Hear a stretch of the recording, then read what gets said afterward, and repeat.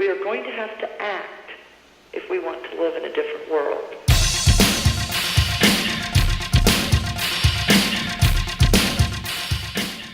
EdgeCast episode 17. I'm Victor Von Zoom, and with me is Garam. Show me the way to delete this shithole. I hoped to show you the way to delete that shitty meme. And with us is Inigo Montoya. Special guest. Omaiwa mo Shindaru. Great, we're already memed. Alright. What did you expect? You invited an autist. I was hoping you were gonna yell about six-fingered men and fencing lessons or something, but that would be predictable and retarded. Well, you clearly have no idea what podcast you're on if you didn't want to be predictable and or retarded. I'm aware that you're predictable and retarded. I just thought I just might mix it up a little bit by being autistic instead of retarded. Nah, it doesn't help. So, Garam, you want to take it away? Oh, wow. You know, it's been 2 weeks, and it feels like 2 we're already years. Up to our eyeballs and stuff. So, as I memed, so Trump allegedly had another vocal slip, let's call it. It's a polite way of putting it. Apparently, he was in a meeting talking about immigration, and he expressed certain opinions about other people's countries, calling them shitholes, and wondering why people keep on coming from those shithole countries to the U.S. And this became quite the 24-hour news cycle. And it's hilarious because you've got a room full of people, and there's some people saying he made this really offensive statement, and other people saying that they just didn't hear him. And this is a closed-door meeting, so there's no recordings, and it's just the media, of course, ran with it and said it was true, even though it was a giant he said, she said. I mean, let's assume it's true, just for the sake of argument. Good. Or for the sake of, because we're the media and we tell you what to believe, and if you don't believe us, we're going to slander my you. point is, even if it is true, so what? Is it not a shithole? Yeah, Oh no, that was the thing that was great about it. Like, I heard about this through Louis Levi. As a matter of fact, he had a newscast on it, or he was doing a newscast stream, and it was one of the things that came up that I hadn't heard about.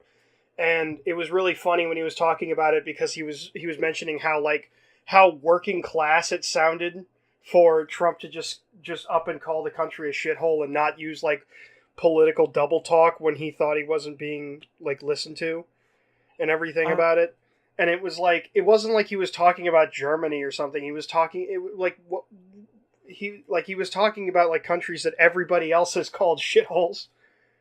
So, I mean, I've heard a few people say, well, yeah, he's right, but you can't say that. Well, I mean, if he's right, then there logically shouldn't be a problem with it.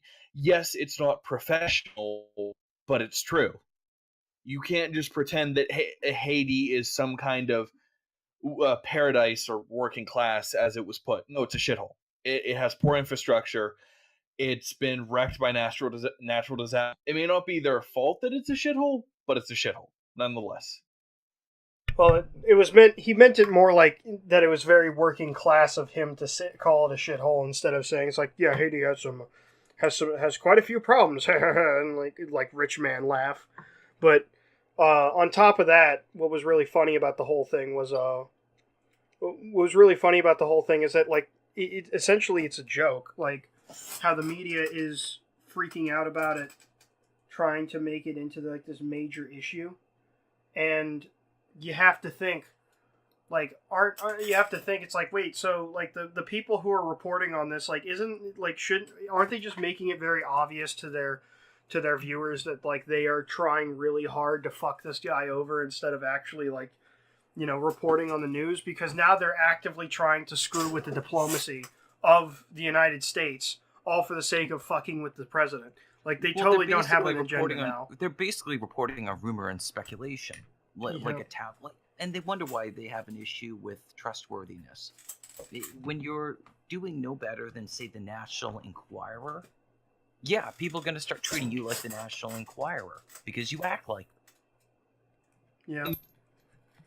They act like the Sun at this point. And it's even funnier when you consider how like Britain is still trying to pretend that their news sources haven't been tabloids for the last like 12 years. Oh, I think the Times reported that the Sun said that yada yada yada, and it goes down to fucking Mike in accounting saying, so something happened. Yeah, it's Mike in accounting on his Twitter on his fucking Twitter profile. That's the best shit, isn't it? Oh yeah, Mike in accounting, he's always right. This is just, my God, it's just they have political to keep theater. Yeah, it's such political theater, and it's like they have to keep him in the. It's like they have to keep him in the political narrative, like every fucking 24 hours. There has to be a Trump story, and I mean, this could be made up, and we wouldn't be any the wiser because there's no evidence. One of the best lines I heard was that this might be a negotiating tactic for the immigration portions of the U.S. budget. Yeah. And like Trump has done a very good job of so far of setting things up he knew he could trade away, or even if he didn't know he could trade away, he did trade away to get something he wanted, like certain appointments he made, trading them away for policy from the Democrat. This could be another tactic, but in this case, being done by the Democrats.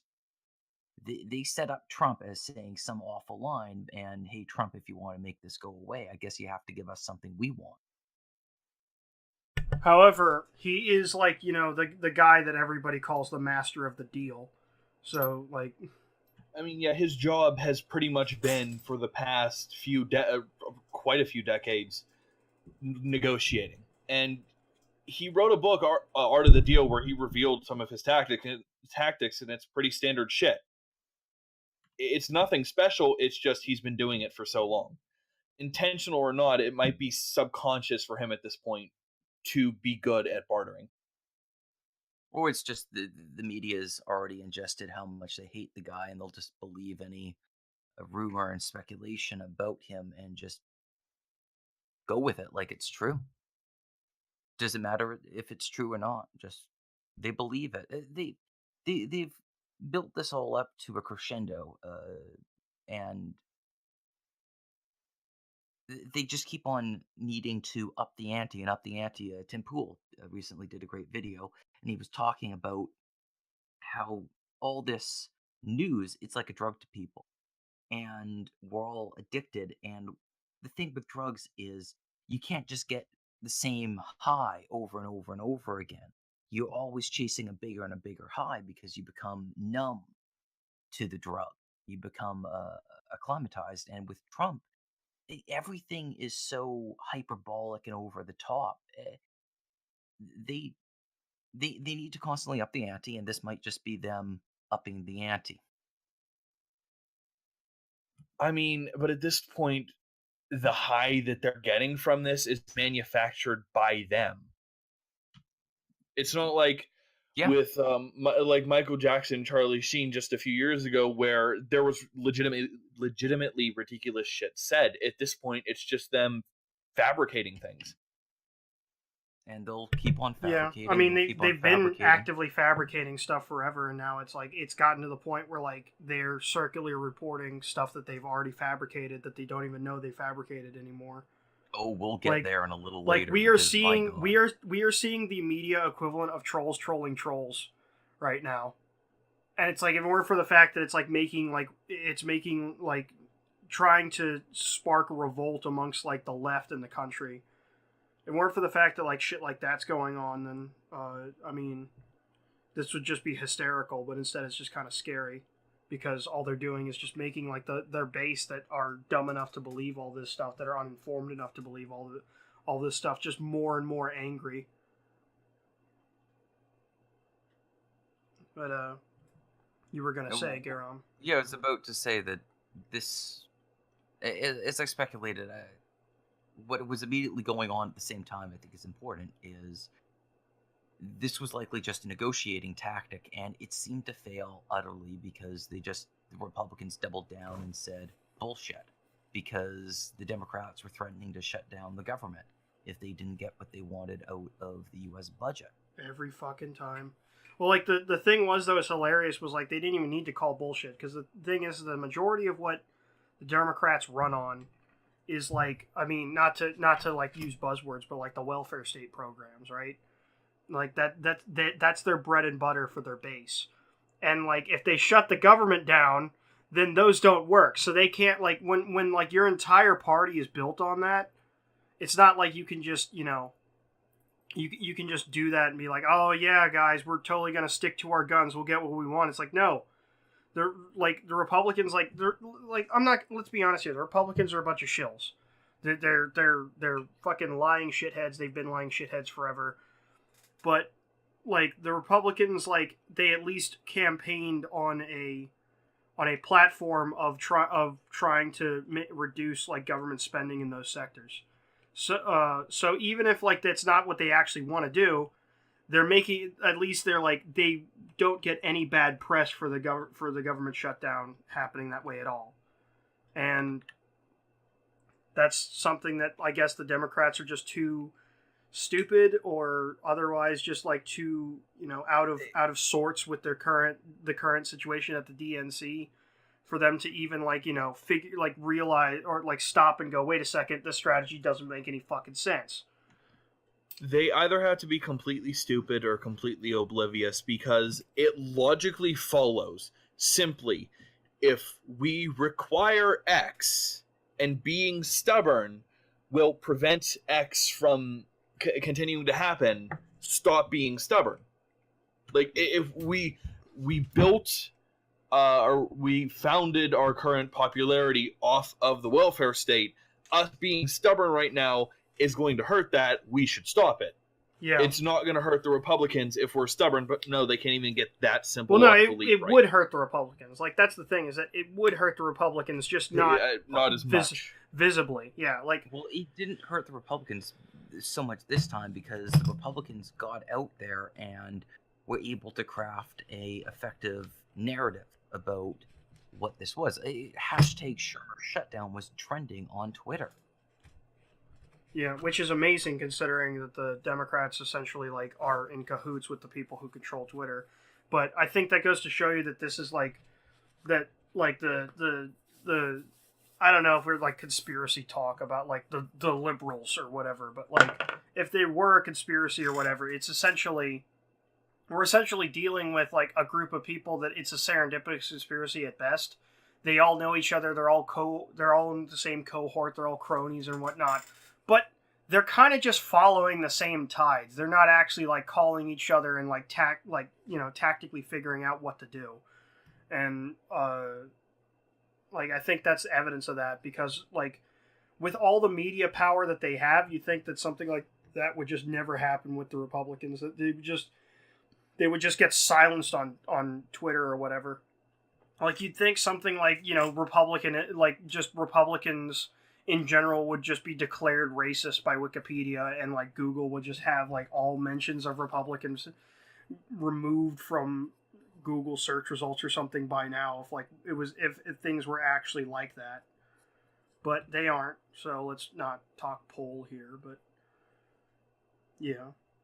Well, they would at least, they would also, if we're talking about Wikipedia, let's talk about facts. They would have to talk, just say this was an even debate.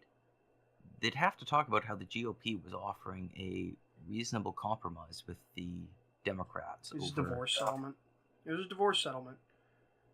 Yeah, basically, listen, we'll give you DACA, but you've got to give us all this other stuff on the side. And what GOP was offering was pretty reasonable. We'll let all these illegal immigrants become American citizens, and you give us border security and a wall to make sure that this isn't taken as a signal to people that they can just, once they get over the border, they'll get citizenship and they don't need to go through the entire immigration process. that is a reasonable compromise. And the Democrats stonewalled. And further, they basically said, we're not going to give in to the GOP because the only reason why you guys are doing this is because you're a pack of racists. And when the DNC came and gave the Republicans everything they wanted, it not only did it make them look like a bunch of morons, it made them look incredibly weak. Yeah, which they are. They are weak. And the media just had a field day going after Sherman because they were pissed. They really were acting like they were quite let down by everything that happened. And, and I guess in a way they were. But, man, Sherman was really hoisted by his own petard on this one. I mean, at what point does it become a temper tantrum? Okay, we'll give you what you want. We'll give you this toy if you give us that toy. Nyeh! Nyeh! Nyeh! I mean, like years ago when we had the first government shutdown with the Republicans, that's what the entire media did, was act like the whole thing was a massive, acted like the entire thing was this massive, fit on the part of the Republicans and everything.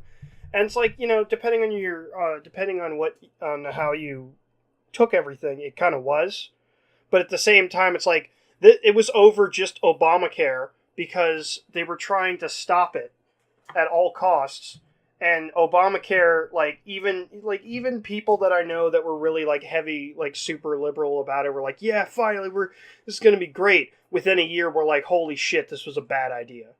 And I'm not gonna take this into the realm of let's debate on what nationalized healthcare means or whatever, but Obamacare specifically in the form it was presented was always going to be a fucking disaster because of who Obama was and how he was trying to do shit. It was so watered down because he would just give concession after concession after concession, and so you were just left with this empty shell. But that was kind of the narrative, though, because the thing was that he was always going to sell out to corporations because he was just worried about his image. He didn't actually care. This is Obama we're talking about, fucking President Shitbin. He didn't care about actually getting affordable health care to American citizens. He was just doing it because it was the cornerstone of his platform. Because he got to put his name on it. Yeah, the guy did come across as being tremendously neurotic, but mind you, most politicians come across as being tremendously neurotic. You mean narcissistic? Yes, excuse me. Yeah, I mean, he could be considered neurotic too, but his neuroticism was probably his control issues. Well, yeah, I guess you would want to say neuroticism would be more like a please love me attitude. Politicians just want to put their name on absolutely everything. Look, man, I just miss Jimmy Carter, all right? Carter was fun. Yeah, you know what? I miss the Panama Canal too, as somebody who wasn't alive then, but still. Who was it that pulled the chair out from under his wife? Was that Ford? I think so. 'Cause I miss Ford just for his antics, falling on the Queen of England. Yeah. Okay, I got a question. So the Simpsons episode where George Bush Sr. moves in across the street from the Simpsons. So Bush moves out, and who moves in? Was it Carter or was it Ford? I want to say it was Ford. I think it was Ford because Carter was really hard to make fun of when it wasn't just haha he's dumb. Because Carter was a genuinely decent human being.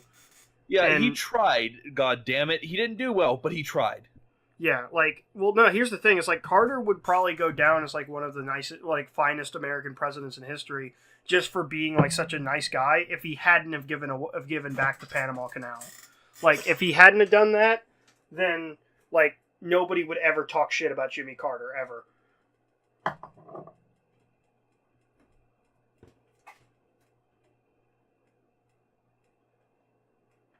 Wow. Yeah, it's a lot of dead air there, Garam. Yeah, that there is. You really fucking dropped the ball there, Garam, you piece of shit. Not our guest's fault. Not my fault. It's Garam's fault.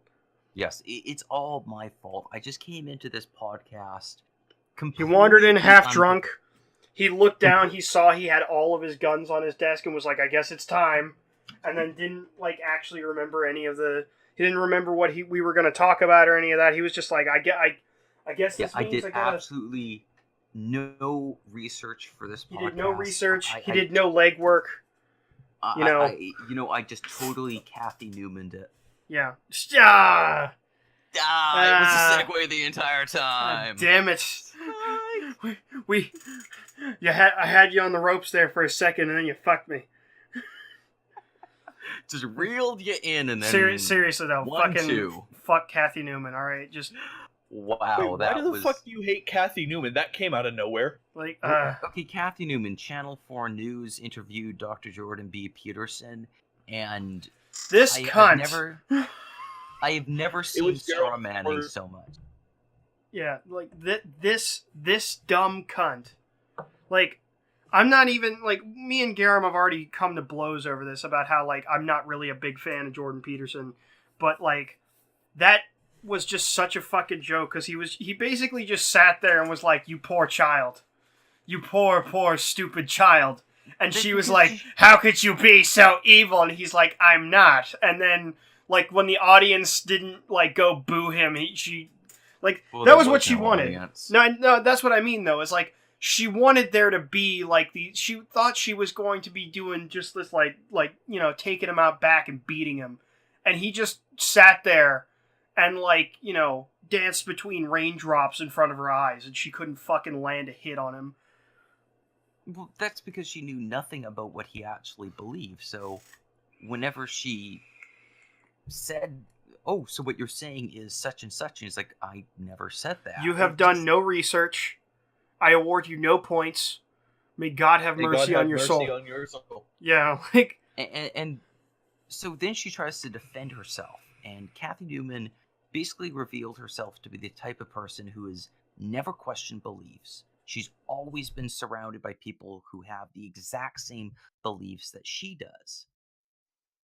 And you just got to sit there and go, this is kind of unusual because Cathy Newman works in the media. She works in the news. She's an interviewer. You think she would come across people who have all different kinds of opinions. Yeah, even Steve Shives can't be a walking echo chamber 24/7. Yes. You can only do it for 23 hours out of the day. But it's the so other clear 1 hour he sleeps on the couch. Bah! But I mean, he has there's a good point there though, is that like it goes to show you it's like even the SJW like leftist whatever like insane like regressive left whatever buzzwords we're going to use to categorize them, like regressive left YouTubers are like more in tune with what the fuck is going on than the media personalities at this point. Like this means that like he said, like this woman is living in an echo chamber 24/7, and it's amazing that like she or her superiors or whoever was in charge of pulling the strings behind this whole thing did so little research on Jordan Peterson that this whole thing actually happened. I mean, like it was just amazing her performance live as well, because she was just trying like every tactic she could throw at him, and he was just like slight dodge, and then he would just throw back a perfectly valid response, and she would just completely shit all over it and toss it right back. I'm gonna try and dope on a rope him, and he just doesn't go in for it, and she just sits there. It was like an Jordan idiot. B Peterson was interviewing a monkey. It really was. There was just so much shit slinging from one side. Oh yeah, and you've got Jordan B Peterson. Just think about optics. You've got Jordan B Peterson being... Why do we keep calling him Jordan B Peterson? Why is the B important suddenly? I have no idea, but it does make things flow. Hey Peterson, how's it going? Hey Kermit. Okay. Let's just call him Peterson. We should have used code names this entire time. Just be like, the Kermit the Frog interview was a shit show. Yeah, anyways. So, think about optics. So, on the one side, you got Peterson being cool as a cucumber, taking everything that's being thrown at him, and at first he was uptight, but I don't know, about halfway through the interview, 15 minutes in, you see his posture changed, and he's reclining, he's into the swing of things. I think she may have almost go in prepared for war, go in prepared for war. Halfway through, you realize that your hair gel has more resistance than this bitch. Yes, exactly. And what was her response? It was such a bourgeoisie response. She was condescending. She was embittered to the fact she clearly was a very angry person. She's self-righteous. Just everyone else is wrong. I'm the only one who's right. Yet I also simultaneously know nothing about anyone else's beliefs. It was unbelievable to see how miserable of a human person Cathy Newman is. A human person as opposed to the monkey person we just categorized her as. I bet she would be a lot happier as a monkey. Is it that she was miserable, that she's just a miserable person, or was it that she was scared because someone who was speaking the truth to her for one time in her fucking life, and she could not shut him down? Yeah, I think it's that. I think it's like literally Jordan probably like took a ball peen hammer to every single every single mirror in her fucking like house of horrors. Like the only thing he could have added on to the like this absolute destruction of her interview could have been him just calling her ugly as he left or something. Like, oh yeah, by the way, your wonderfully fluffed hair and your makeup, it sucks. And just left. So there was Cathy Newman's reaction to the interview. And then there was everybody else's. And what I found amazing was so many more people came out now and said that, basically tacitly supporting Peterson. And I'm sitting there going, Peterson has had the shit thrown at him for, what, a year now? Yeah, no, a year. It's been a long time, actually. It's I talked about this before. The first time I ever actually saw Peterson was an interview that he had on Canadian television, back when Canadian television was a lot more reasonable, with a feminist. He had a moderating debate with a feminist and a news anchor. News anchor was the moderator on like a Canadian national television show that Karen Strawn had posted like a mirror or two, and then did a commentary on it and everything. Not a mirror, she just did a commentary on it. And that was the first time I ever saw him, but like he had been actively challenging the status quo and these kinds of things for like a decade at that point. And like the thing about Peterson that's kind of like adds to his mystique is that I think he's not as much of a normie as he lets on. I think that he's not just this older professor that's like, I've seen some shit at this university and let me tell you, like, these kids are getting out of control. Like, I think he knew shit was going down like a long time ago, and he's just been kind of like subtly pushing towards the being able to openly talk about it at this current point. And like that was, and seeing the response from a lot of academics, what they were saying about Jordan, Peterson doesn't really strike me as someone who only just discovered the guy, like they were claiming.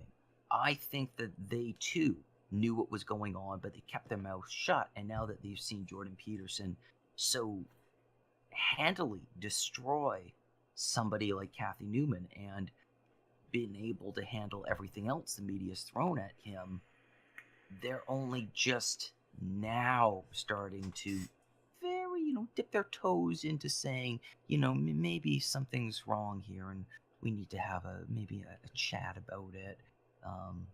Maybe. Yeah. And I'm just thinking to myself, just like, holy shit, Jordan Peterson was right. These people deserve exactly what they got. For years, these professors have shut their mouth, put their heads under the sand, and then they wonder why people have been able to bully them into submission. And they're like, only now you think you might tacitly support the guy? Yeah. Like, well, what the hell is wrong with you? They're normies, Garam. What do you expect? They don't understand how the world works. They view everything through the lens of, I'm going to... Because the thing is that like the majority of these people that are just now realizing these problems that pretended they didn't exist before are people that they're not retarded. They're not, stupid. They're not brain deficient. They're not sensorially deficient. They're not people that like didn't have the capacity to notice these things coming up in their peripheral. They're people that just, kind of did and then subconsciously shunted it away and put themselves in their box. Everybody lives in an echo chamber in a sense like that, like except for miserable people, really.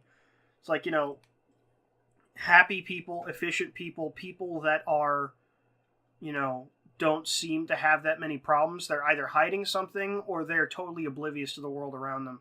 And what helps them maintain that oblivion is, dumb friends, dumb family, dumb water cooler conversations being the greatest depth you ever have a conversation with anybody. Watching news on the TV that's already been deracinated down to its current form. Going home and playing fucking Skyrim or Warframe. Just playing garbage. Playing garbage, watching garbage, talking to other people about garbage. They all live in these cul-de-sacs, and sometimes a stranger walks into the cul-de-sac and they want to shoot him, but sometimes they don't. They can't muster the courage to. They don't, and they realize that there's something beyond that cul-de-sac. That's what I mean about these normies is that the kind of thing is Jordan, like you said, Jordan Peterson's been on the scene for a year or two now in the open media, obviously, and he has lasting power. He has staying power, fortunately or unfortunately.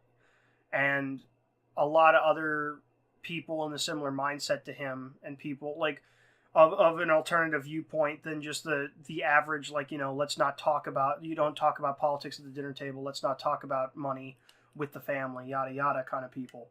He offers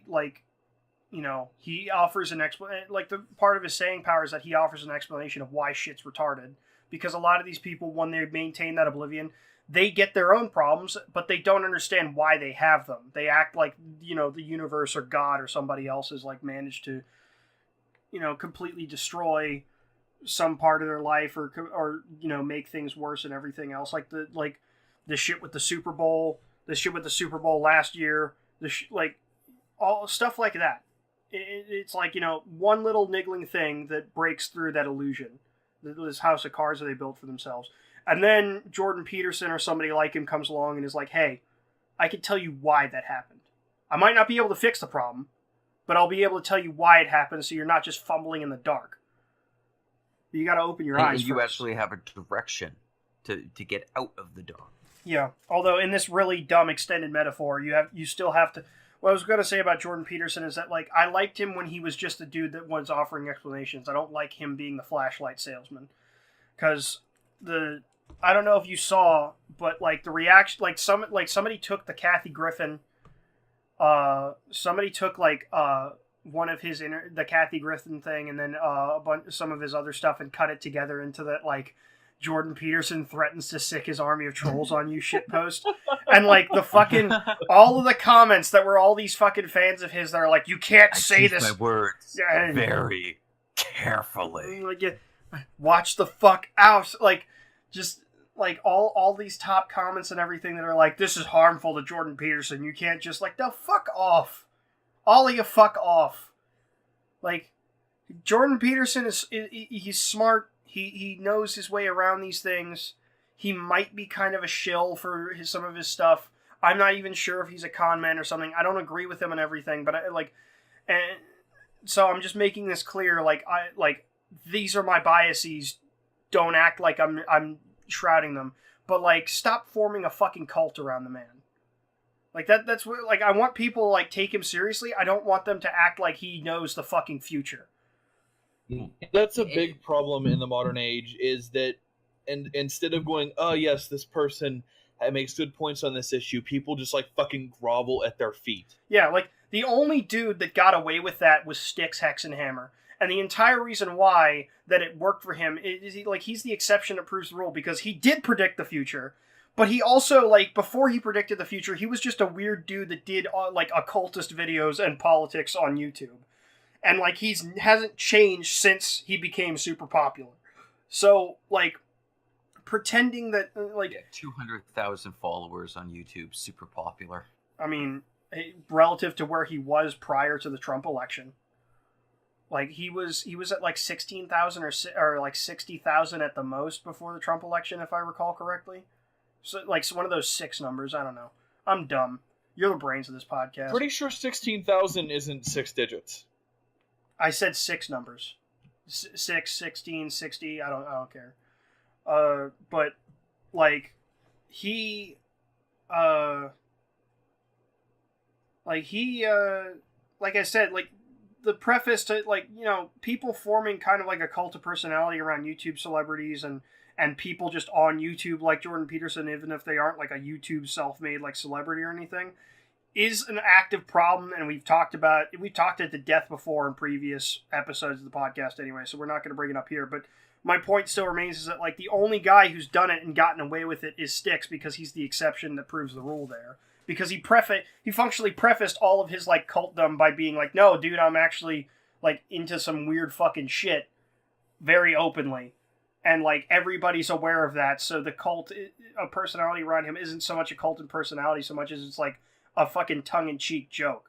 But these people that, like, act like Kraut or Stefan Molyneux or Jordan Peterson, like, can do no wrong, they're all retarded. And they need to stop. Like, these are people that have good points on occasion, but usually, like, say shit that's really out there. Especially in the case of Kraut and Stefan Molyneux. Say a lot of shit that's really fucking out there. And, like, they shouldn't have, like, this fucking fanatical following. Because I don't know how Kraut's still fucking popular somehow. Snake oil salesman. Yeah, they're snake oil salesmen. Just make people feel good about what they're buying. Yeah, I mean Stefan Molyneux's outright tried to be a cult leader, but everybody brushes that one under the rug constantly. Well, I've like, there's so few YouTubers, it doesn't matter, even if it's non-politics related and it's just like fucking animation related, there are so few YouTubers who will actually advertise, yeah, I'm a fucked up person. I am the genuine article. I'm not gonna hide shit. And the ones that actually are honest and upfront, 20,000 subscribers, doesn't matter if they produce content that is just beautiful and like, regardless of what it is, they put in effort and time and their soul into it. 200 views. Yeah. Unless you're like something like Best Friends Play or whatever, but like they get away with it because they appeal to normies that are trapped in that fucking cul-de-sac that I just mentioned. So, Garam, I gave you like 15 different cues to segue something. You gotta like grab one of these fucking like two-wheeled scooters at some point. I can't just keep these in my garage forever. What? It's a Segway. Oh. Yes, it's got two wheels that was popular about It was popular in like the early 2000s when people were... When it was like... It was like all the lameness of the late 90s actually like, you know, congealed and then pushed itself into the new millennium. And nobody noticed everything was fucking lame because 9/11 happened. Yeah, you know who also probably doesn't know what a Segway is? Me? That little 11-year-old girl in Toronto that claimed that someone ripped her hijab off. Oh. Hey, look at that. Another fake Islamophobic attack. Canadians are Islamophobic. Oh my god. No. Yeah, so the police came out and... this seems like old news now, but the police came out and point blank said no attack occurred. They didn't say that we can't determine that whether or not an attack occurred. They definitively said nothing happened, which means this girl made it all up. Made it all up so sloppily that the police... Yeah. Made it up so sloppily that the police actually fucking, like, I'm sure these officers immediately got fired and had a fatwa declared against them or something. When all you do is tell a lie without contradicting yourself 50,000 times, and you can't even do that right. Yeah. Well, the religion of consistency, people. Yeah, she didn't really... She did tell one story, but it was so bloody outlandish. Like, okay, you go into school and somebody attacks you twice with scissors. And what, you think that nobody would notice? Like, you screamed, presumably. What, you don't think anyone would come over and go, what is all this screaming about? Well, no, actually, she didn't talk because the scissors sexually identified as a male, and the male didn't give her permission to speak. Yeah, well, anyways, unless this was like a fucking dark alley in Gotham, I'm pretty sure someone would have noticed and come over. So, I mean... Welcome to Gotham, Canada. Enjoy your free stabbing there, neighbor. Yeah, at first I thought this was To be fair, at first I thought that this was a case of she didn't want to wear the hijab, and when people found out, she just told the she Sikh just told kid the story. Yes, although that over was the- just weird because like genuinely like most the only Sikh I've ever seen in the news and I've ever met, like I've never met this guy, so just only Sikh I've ever seen that like has been loathsome in any fucking way was the douchebag that fucking Justin Trudeau installed in the technology department for Canada that was like letting He found the one douche Sikh. Yeah, he found the one douche Sikh and then put him in his cabinet, and then the dude oversaw all of these. This was something we talked about like 10 episodes ago, but it's worth mentioning again because it was so funny that like of course Justin Trudeau found the one douche Sikh in all of Canada to put in his cabinet, and we know he was a douche Sikh because dude's office oversaw this third party company. It was like a corporation that had been subcontracted by the government to functionally extort money from functionally it had been given a contract to extort money from software pirates. And they were so bad at actually tracking torrents and seeds that they were just trying to extort money from people who had their IPs used as proxies. And they ran a news report on it where it was like this 80-year-old woman had like been accused of illegally downloading Resistance Fall of Man or like Killing Floor 2 or something. Fucker doesn't even know what the hell a computer is. Like, yeah, she was like 86. She was like, what the fuck is a Killing Floor 2 or whatever? What And the like hell is this a company torrent? was trying to charge her $5,000 with like a bunch of like mushmouth like legalese that may or may not have been government enforced. And they like the reporter backtracked like the company and found out that they were operating under the oversight of the department, like what is it, like the Department of Technology and Education or something. Garam, help me out here. You know, it's Sorry. I can't recall. There's been so many fucking goofs in Canadian politics and dumbass crap. Well, like the gist of it is that the department that's in charge of like the internet or whatever, that like tangentially like one of the government departments that like has to do with regulation of internet services and technology that is overseen by a member of the cabinet. Whoever it is, the point guy being that it was corrupt as hell. Yeah, it was corrupt as hell. It was fucking retarded. And the guy who was in the cabinet that oversaw it was the Sikh dude with the giant fucking red turban that like he always picks like the brightest colors for his turban every morning because he's a politician now. He can't just fucking live in peace. He needs to show you how much of a Sikh he is. And it's like that shit annoys me because it's like, I'm Justin Trudeau with his socks only with a turban. yeah. It's a bit of an aside. I'm big in the private torrenting scene where like you have websites, you know, it's hard to get in, you have to be invited, yada yada. I yada. mean, who isn't, Vam? Oh wait, hang No, on, we can't talk private about torrenting, this. not public torrenting. Yeah. But I mean, like watching, because I no longer use public torrents, and watching from the outside, companies just use the IP list that they grab as a windfall. It's just an excuse to get money. They don't actually fucking care about the content being distributed. They just want to make a quick buck. Yeah, I mean it's the same thing with YouTube. I mean, Louis Levi did videos about all the weird copyright claims he was getting, where it's like you can use music that's like free licensed, or music music that was produced by an artist that doesn't actually have an agent that oversees any of that or anything, and random other companies that don't own the copyright or the trademark or whatever, like don't have any rights to music or images or whatever you're using in your video, will try to copyright claim your video, and like they know it's illegal, but nobody's going to enforce it, and they know it's wrong, so YouTube will eventually tell them no, but that in the time between YouTube seeing the claim and dismissing it and the person putting up the video, they get all the ad revenue. So like there's entire not gonna fucking do anything. I mean, I don't want to say their copyright system is stressed because they really haven't put any effort into it, but the automated system we don't even know. They don't have anything in place to really check this. We've talked Getting about this. a manual is fucking impossible. Well, we've talked about this in the past too. It's like we don't even know if YouTube's copyright system is even actually all that stressed because because of flow or not, or even if if it sucks because they haven't put any effort into it, or it sucks because of nepotism.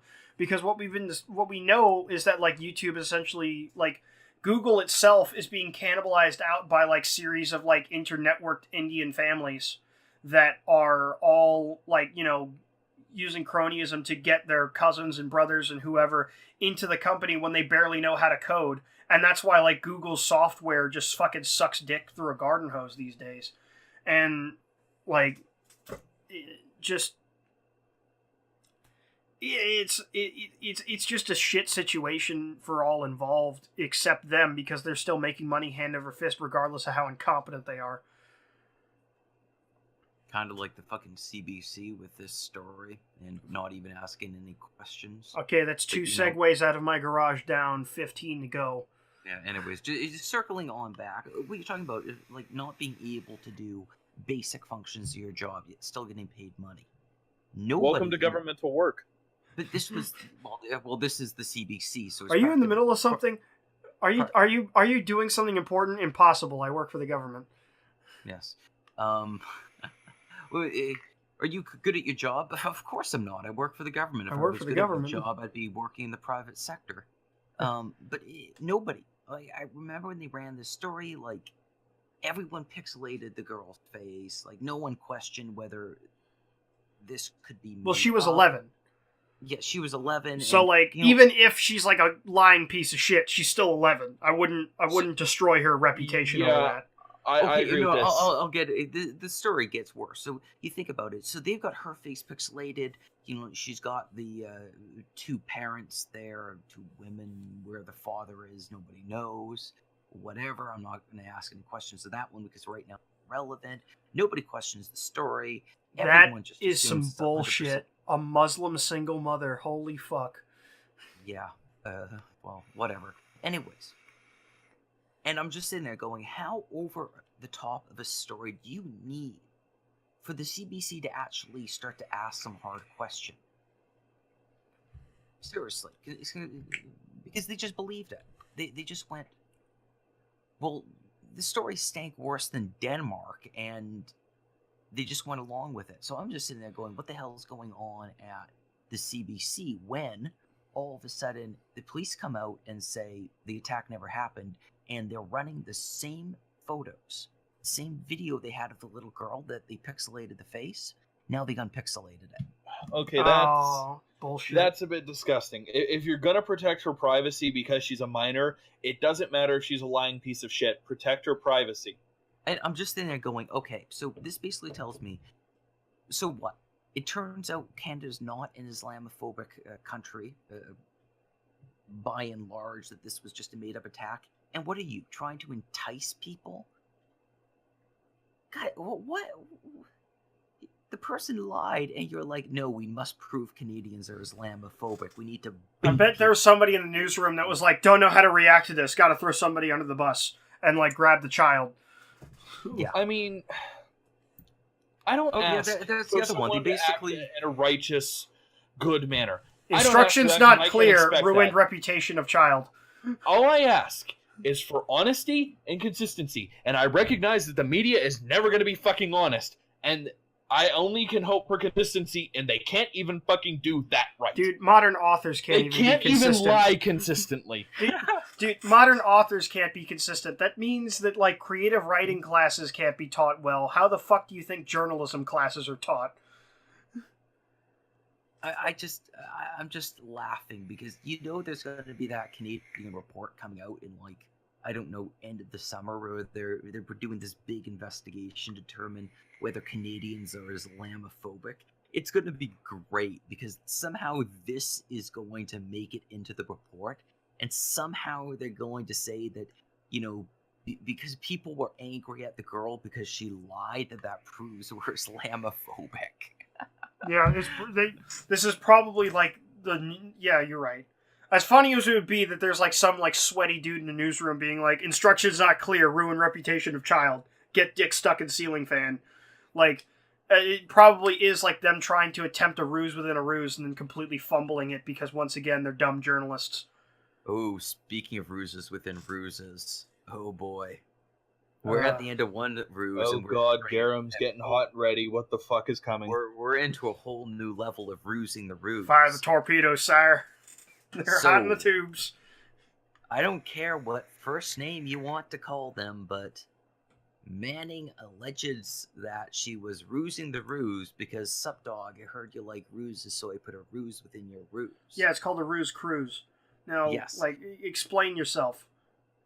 Before I break herself. Okay, so Chelsea Manning, I'll just call her Chelsea Manning because, frankly, considering the documents she leaked on U.S. abuse, I don't care what you fucking want to call yourself, God Emperor of Mankind, I will commit that heresy and call you God Emperor of Mankind because thank you for leaking those documents. Anyways, so she was going to a party hosted by Cernovich. You know, the alleged alt-right journalist, who, by the way, was right on the entire Hillary Clinton is something's medically wrong with her the entire time. So she went to the party and apparently had a great time. Everyone was very polite and respectful, and apparently nobody misgendered her. Everyone referred to her, Chelsea, as she. Because, well, all those people kind of hate the deep state, and Chelsea's kind of a hero to them, I guess, for leaking those documents. And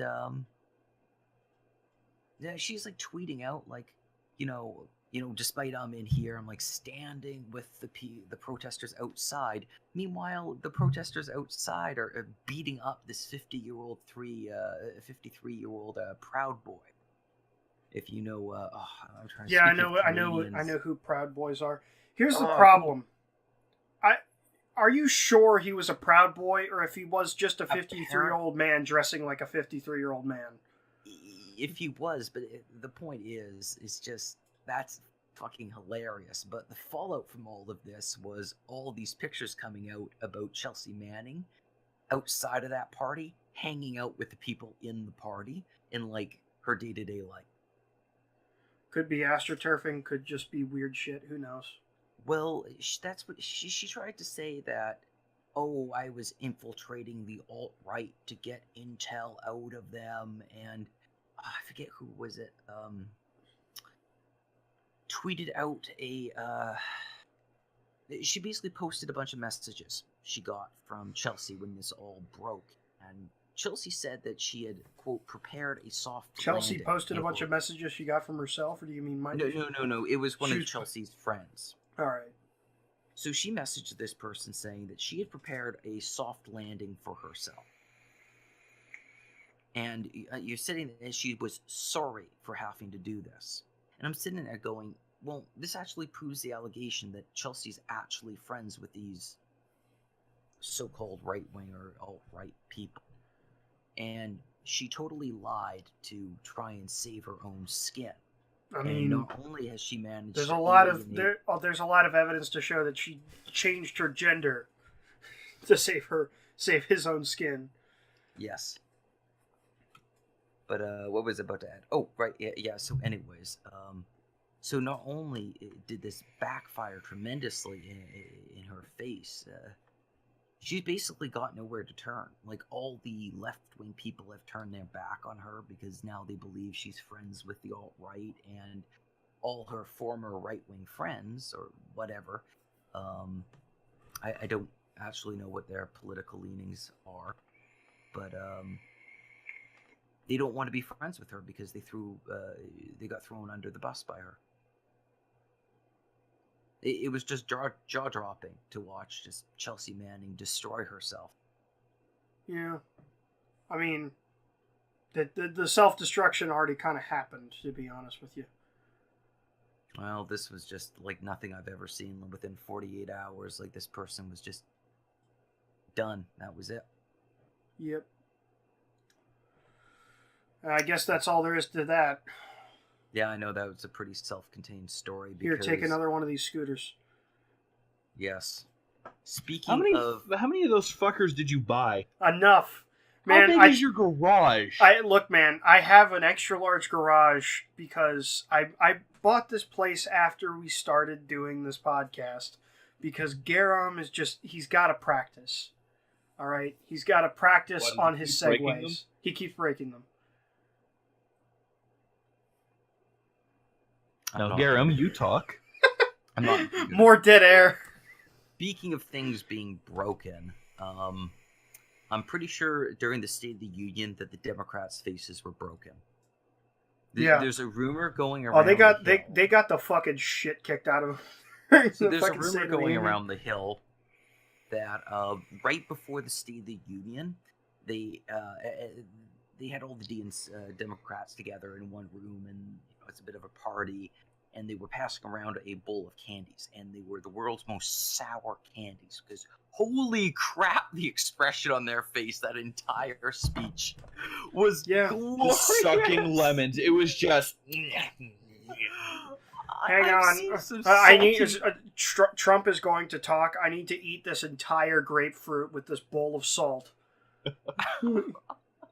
I've seen some rancid expressions, but I kid you not, that face that she made me finally understand what someone means when they say someone else is sucking on lemons. Yeah. I didn't get it until she made that just like contorted fucking nightmare of a face. I was trapped between that and like wondering if like Nancy Pelosi was like desperately trying to channel like Kryptonian heat vision and just failing the entire speech. She like every like the camera would pan out and it would show like all the other senators next to her and the rest of them like the senators and representatives and everything next to her, and they were like same, but then it would just go back to her, and it's just like I'm waiting for the two little red spots in like her pupils to just start, like, you know, like waiting for her to actually manifest daggers, and it just never happened. Yeah, and I don't know if she was more disappointed than I was. But if looks could kill, there should be nobody left alive in DC. Like, Jesus. But all in all, trying so hard. But it's not like it was a bad speech. I mean, I think it was CBS. No, who did the poll, and they pulled. The speech was hilarious because the entire speech was like talking about like, you know, veterans and cancer patients and charities, and it's like all like he could have gone up there and talked about like rainbows and sunshine and unicorns and giving children free education and doubling the budget for like cafeteria programs, and then like raising all teacher salaries across the board federally by like 50%, and they and like still the Democrats would have been like, what a fucking monster. Like,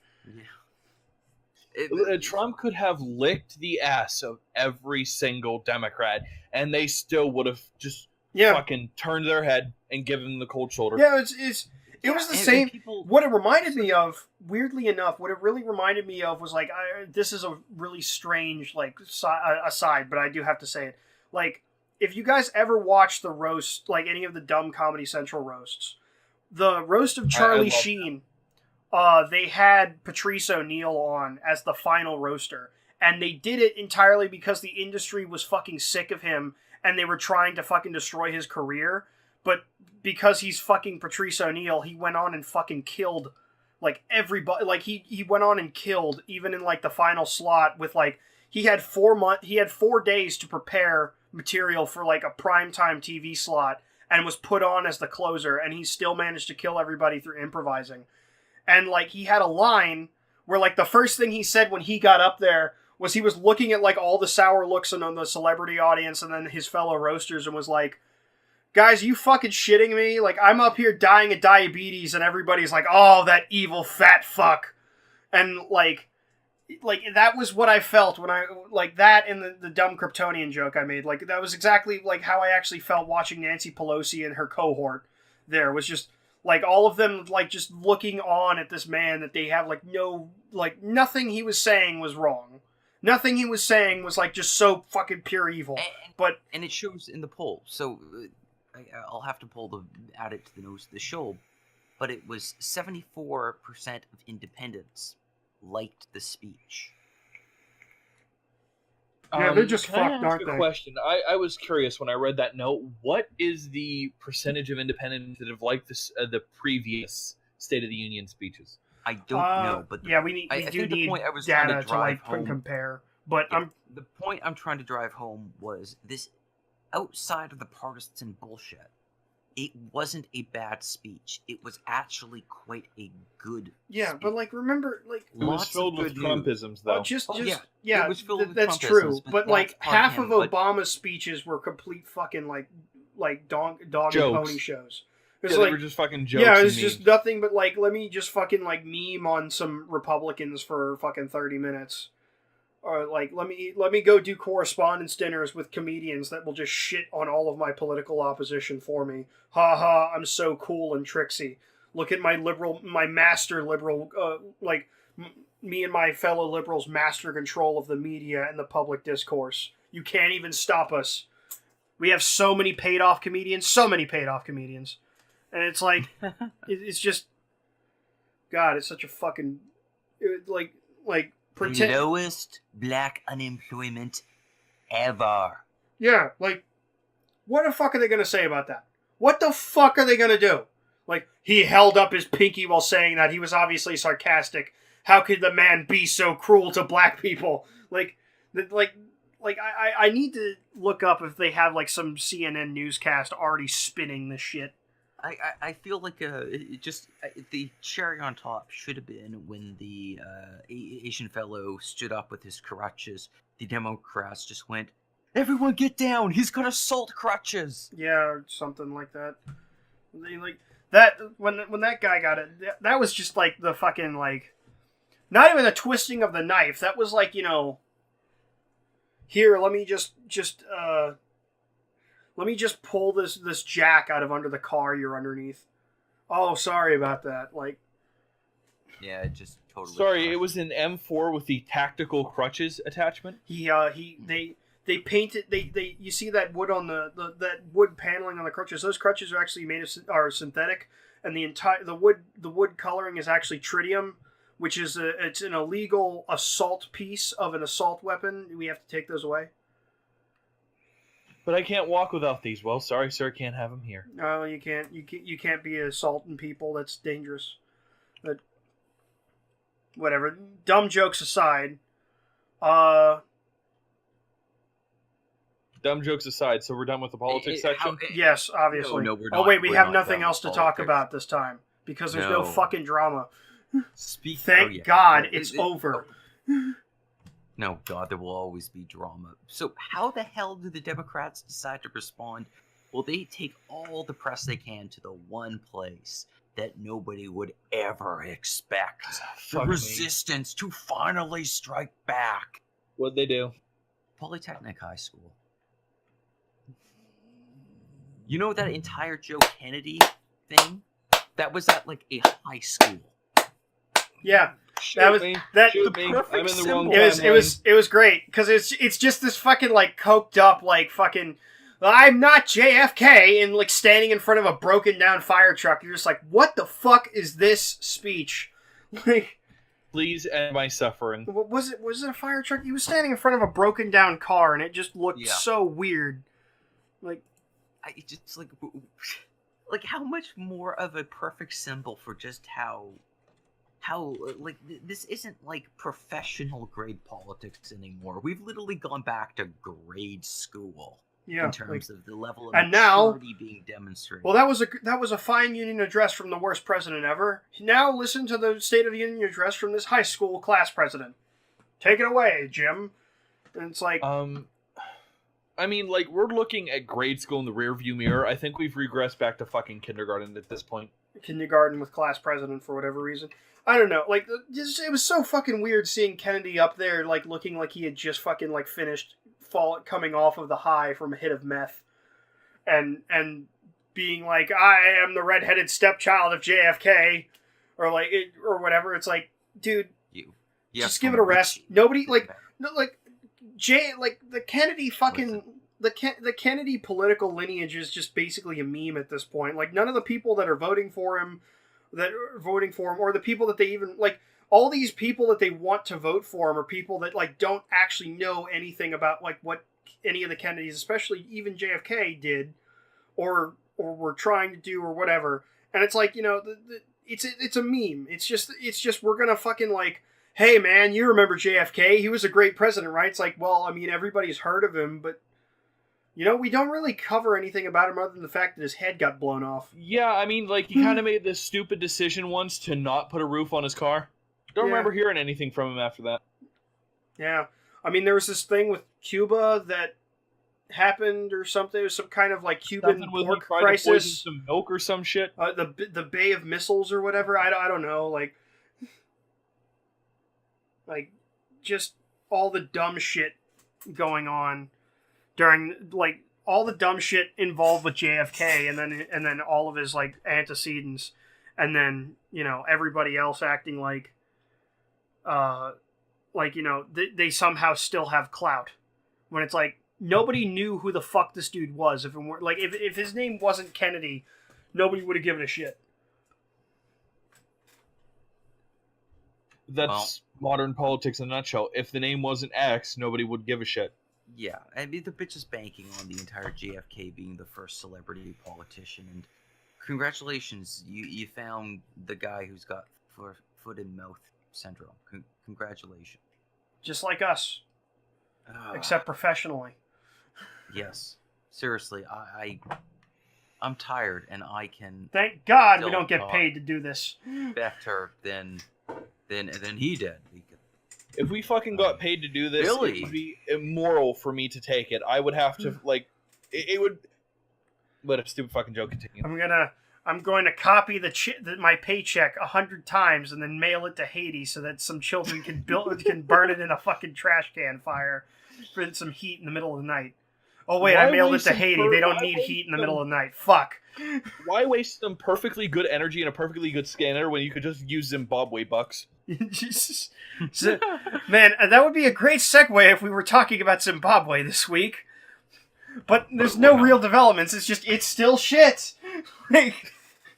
I don't think there's been development in Zimbabwe for the past 40 years. Speaking of a lack of development in the past 40 years, politics. I mean... I was supposed to say, speaking of lack of development... the Super Bowl? Yeah. No. Speaking of lack of development, I'm actually amazed that the memo got swept under the rug just as fast as it got. That was amazing. It was within 24 hours, it was gone. They buried it, and they moved on to the Super Bowl. I'm not even fucking surprised anymore. Yeah. Not even surprised. I've seen so much big shit, so much valid, important shit swept under the rug. The best for the sake fucking of shit theater about that this. It doesn't even surprise me. Like, the best shit about this was, like, the memo came out, and it's like, this is bigger than Watergate ever was. And fucking... yes. Yeah, and it gets swept under the rug within 24 hours for the Super Bowl. And then, in the middle of it getting swept under the rug, Poll still had multiple fucking top threads on every board being like, they can't stop us now, the Jews are finished this time, and it's like and every time somebody is like, guys, it's getting swept under the rug, they're like, no, Jew, no, and like they're acting like they're acting like this is the moment, this is the fucking moment, and like everybody who's a naysayer is automatically like, I gotta feel bad for Poll at this point because these people are consistently right. I mean, not all the time. But they're consistently right when they don't want to fucking be right. Well, they're consistently right on accident because it's it's the effect of, you know, if you put like 100 monkeys in a room with a typewriter and give them like 1,000 years, you're eventually going to have Shakespeare and like, you know, an evolved species or something. I mean, but like, this is true because all these people do is sit in their fucking basement and talk about politics all day, every day. If you do that enough, you're eventually going to start seeing enough patterns to make a prediction. Well, but the thing is, these people don't want to live in a timeline where their predictions are right. It's even better because, like, not only is that true, but then they also, like, it's not even just, like, them making predictions accurately because all they do is talk about politics. It's that there's, like, there's, like, thousands of them all making predictions, and then they memory hole all the predictions that don't fucking go their way. Like, all the predictions that are, like, shit that they, like... Like, fucking everybody said that Trump was never going to win the election on poll because, like, you know, Hillary was part of the New World Order and that she was too tied into the deep state, and that, like, as soon as she won the election, nuclear war with Syria was going to start immediately. And look at what happened. Like, they said they had a guy that was routinely LARPing as an FBI agent who was leaking fucking state secrets about everything, being like he was like confirming that the FBI, like, because for some reason the FBI gives a fuck about the Holocaust. He was like this dude pretending to be an FBI agent saying like, oh yeah, the FBI has like knows that the Holocaust was faked, like, according to this LARPer. And like, they fucking were believing it and like falling for it hook, line, and sinker every day because he was like saying shit about the election. And then look what happened. Nothing. And like, they just selectively forget when they have somebody come on there and be a new prophet and then completely be wrong about everything. Like, in their defense, I have to point something out in their defense. Okay, so like, I'm guilty of this too, but you can't really stereotype a board on 4chan as much as you can try. Yes, you can. It's a bunch of fucking autists with ADHD. And I'm not even talking about just 4chan, friendo. Like, here's the problem. Like, you're still coming at this from a perspective of a guy who hasn't been dealing with these people as long as I have. Dude, like, I've been on a 4chan for about 8-9 years now. Oh boy. Like 4chan, 8chan. I'm not going to call myself an old fag, because I never was really involved in it, but I know enough to say you can't really stereotype. Yes, there are certain ones that hold true, like the pony fuckers, but I will agree to disagree. Too fast. Even if they have a profit for like a day, they forget it like the next day. In the interest of like maintaining the flow to other news topics, I'll agree to disagree with you on this. However, I will say that like that might have been true earlier on, but the current for the last like 4 or 5 years, it's been nothing but like it's been the same archetype of people on each individual board getting worse.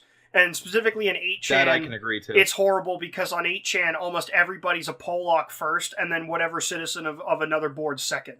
Like, that's why that's why, like, you know, 4chan's a shithole because it's been normified and sold out, and it's used as like a Japanese data mine. But 8chan is a shithole because it's the exact opposite. Yeah. 8chan is entirely a shithole because it's nothing but Pollocks pretending to be old fags from other boards that also happen to be into politics. It's new fag Pollocks that are like that are just bandwagoning because they are like they think that, like, you know, like, oh man, it's cool and edgy to be racist now. And then they're also like like, you know, you go to TG, you go to V, you go to B, you go to, like, FIT, you go to SP. Autism. Yeah, it's all fucking Pollocks pretending that they're actually, like, commandos, pretending that they're virgins, pretending that they're fat guys, pretending that they're fucking, like, Spartans. None of them are. None of them are. Like, that's a secondary interest to them, because that's why TV went to shit. If you've ever been to TV, it's, like, nothing, like, it's nothing but Bane posting. TV has been garbage for, like, the past 6 years. 7 years. Entirely because of Pollocks. Because, like, it went from being like, let's discuss television and movies into let's discuss the Jews of Hollywood and how, like, we need to get rid of all non-white actors. And it's like, what the fuck are you guys doing?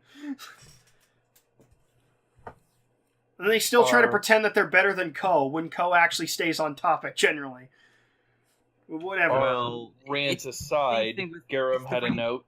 Yeah. It's the same. Well, it's just touch on what you were saying. It's the same thing as the media. They're constantly needing to up the ante to increase the dosage of the drug. It's just like fucking hell. I mean, if religion is the opiate of the masses, then Jordan Peterson quote here. About the media. Yeah, but it just, like, yeah, I mean, this is the inevitable consequence of the game that both the media, they're all fighting for attention.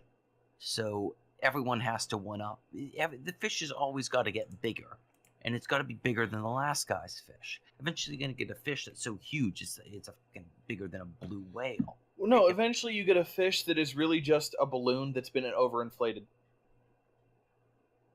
Maybe. Yeah.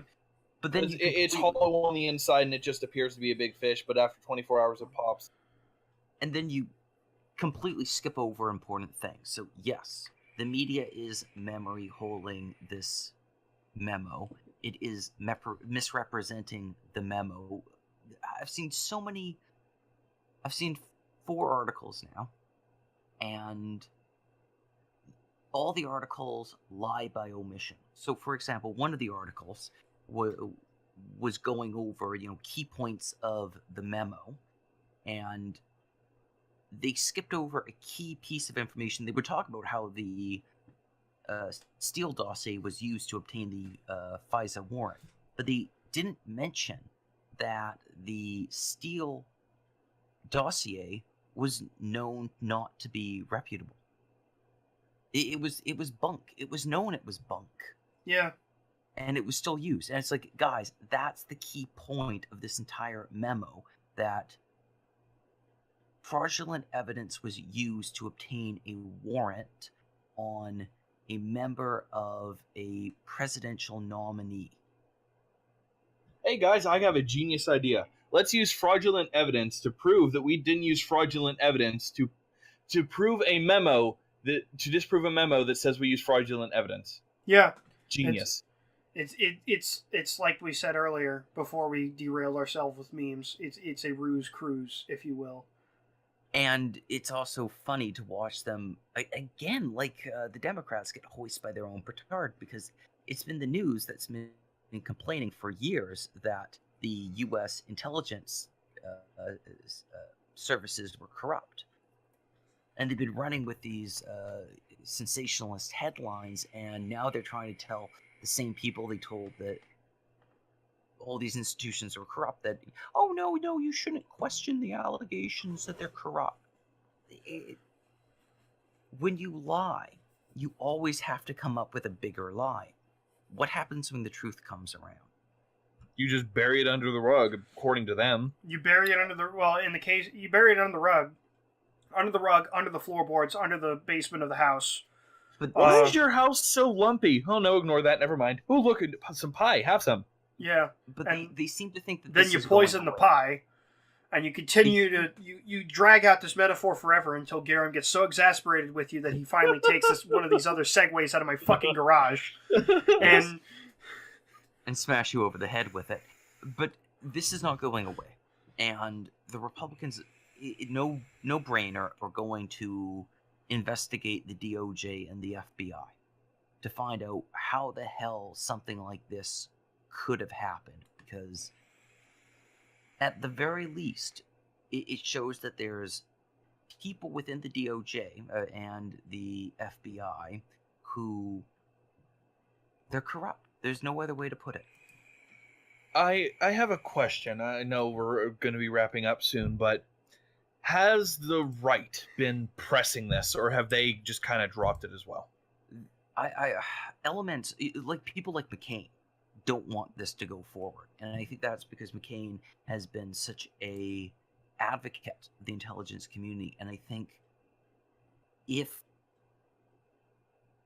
this gets demonstrated of how easy it is to abuse the American intelligence services, and how the people inside these intelligence services are only human and power corrupts, and they've been essentially handed absolute power. I mean, these FISA courts, nobody ever challenges the application. I think it's like something like a 99.9 acceptance rate, and yeah, no shit, they're gonna get corrupt. There's been stories about people working at the NSA, I believe.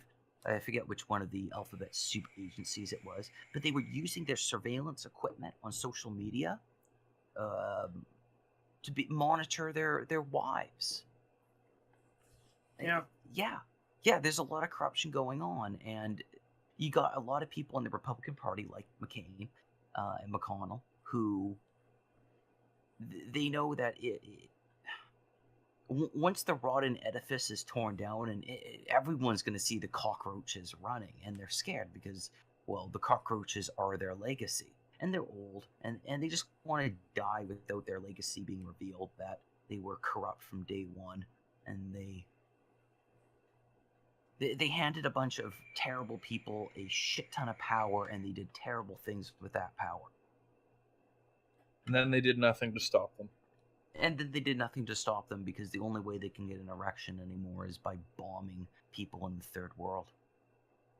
Yeah. I'm out of explanations for why these people continue to support these runaway government organizations other than somehow they get their jimmies off.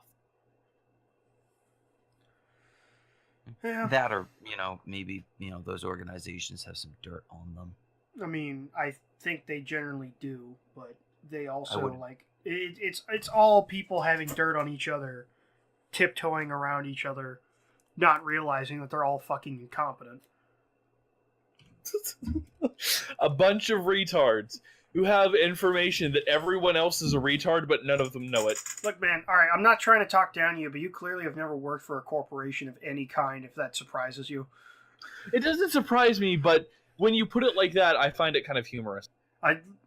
Man, shit, you should hear me and Suede rant about corporations. You're gonna. We've seen some shit, We've man. seen some shit. One of these days, I'm gonna finally be done with my current job, and I'm gonna, like, if people actually, like, all two of our listeners, like, decide, like, say they actually want to hear it, I'll talk about, like, I'll give so it's only 1.5. Yeah, and I think the other one's my mom, I guess.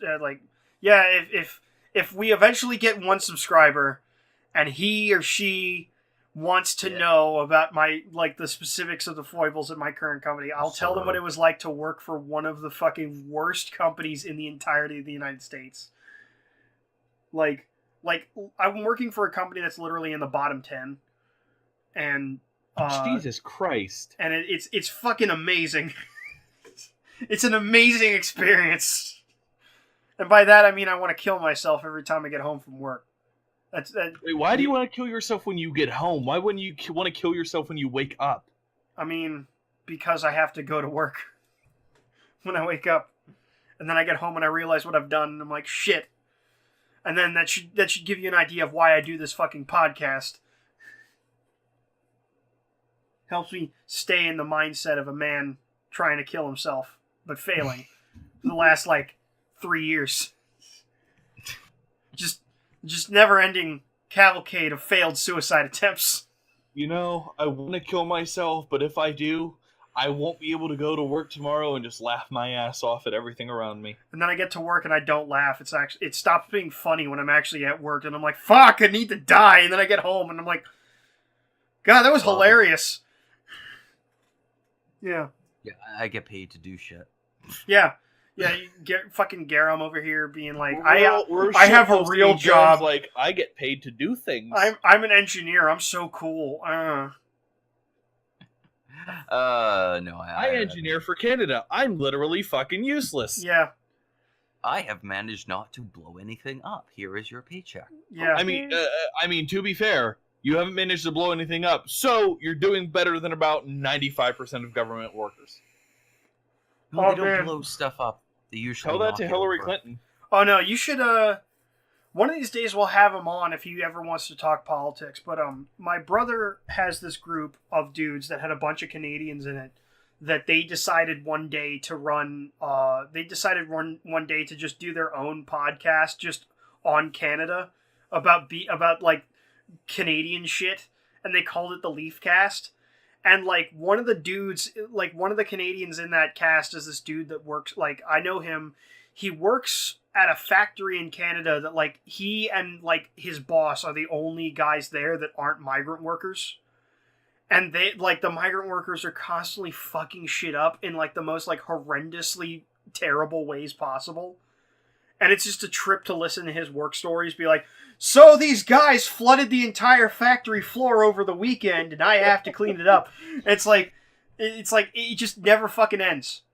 I'm laughing in pain because I've dealt with situations like that where you just come in and you look around and you're like, oh god, I have so much work to just fix shit. So, like, I know that there's, like, no, like, everything's empty. I need to fill this. I need to fix that. I need to screw with these pipes. I need to help these people. I need to make a report to my manager. I have things to file. I have a thing on the computer I need to do. I still need to tag up things and scan out stuff. Why the fuck is the sink on fire? Do I have to fix that too? How did you guys light a fire inside the sink? Like the source of the flames is in the drain cover. Like, what did you do? Dude, I worked at a factory where we had people who couldn't piss in the urinal and shit in the toilet. Like, you just walk in and it's like there's just urine all over. There's just shit on the floor. Like,